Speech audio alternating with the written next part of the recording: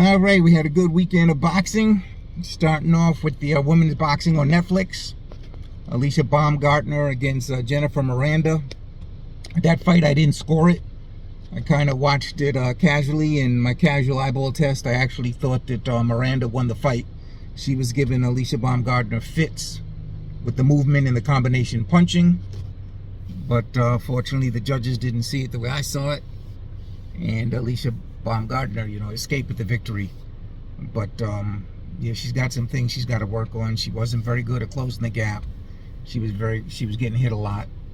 So hopefully she got some of the ring rust off and will do better next time.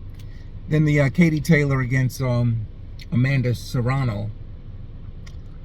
When that third fight was announced, I was like, why?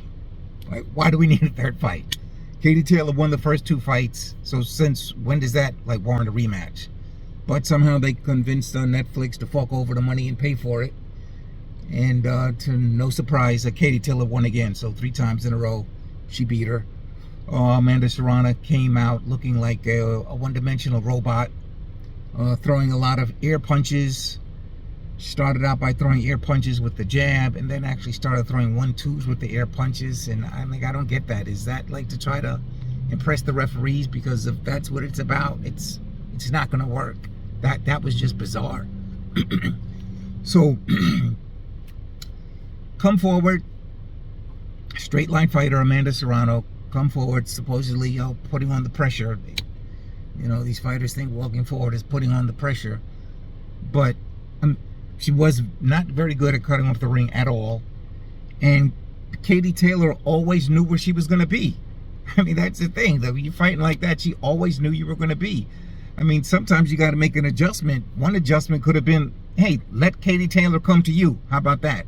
Then you spring forward, slow with her for a little while, move out, go back to boxing, mix it up a little bit. But to follow that same game plan all the way to the end, even after you've lost the first 5 or 6 rounds, I don't know, it just didn't make sense. But Katie Taylor was bigger, stronger, faster, better.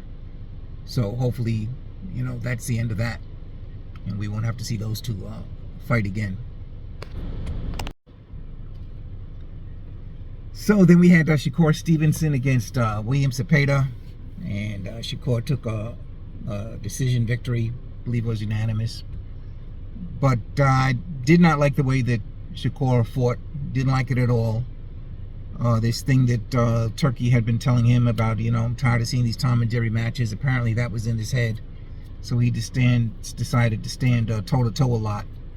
And when you fight like that, that's Zepeda's fight, standing toe-to-toe. And consequently, Shakur took a lot of punches. They said he got hit more times in this fight than at any other fight in his professional career. So when you're going against a William Zepeda, you're going against a stereotypical Mexican fighter. And what I mean by a stereotypical Mexican fighter, you know that he's going to come in shape. He's going to be rough and rugged. He's going to be rough and tumble, like to mix it up. He's going to be coming forward. But we also know that he cannot, those type of fighters, all the way up to Canelo, they cannot deal with lateral movement. So not to incorporate lateral movement as part of his offensive strategy, I just don't get it. But watching the fight, it seems like Shakur really doesn't know how to incorporate movement into part of his offense. He only uses movement defensively. And there were only 2 brief flashes where he used it, for a few seconds. And then he had to stop, reset, and then look to get his offense off like that, as opposed to letting the offense flow with the lateral movement. So yeah, I just thought it was a piss poor performance by Shakur. Everybody's saying, oh, it was great and tremendous and what a stop it. No, it was not. It was a terrible performance by him. He won the decision. Great. Congrats on winning the decision. But it's a fight that he could have won easily. He made the fight difficult. He made it a lot more difficult than it had to be. And lucky for him that William Zepeda is he's a powder puff puncher, just like Shakur is a powder puff puncher.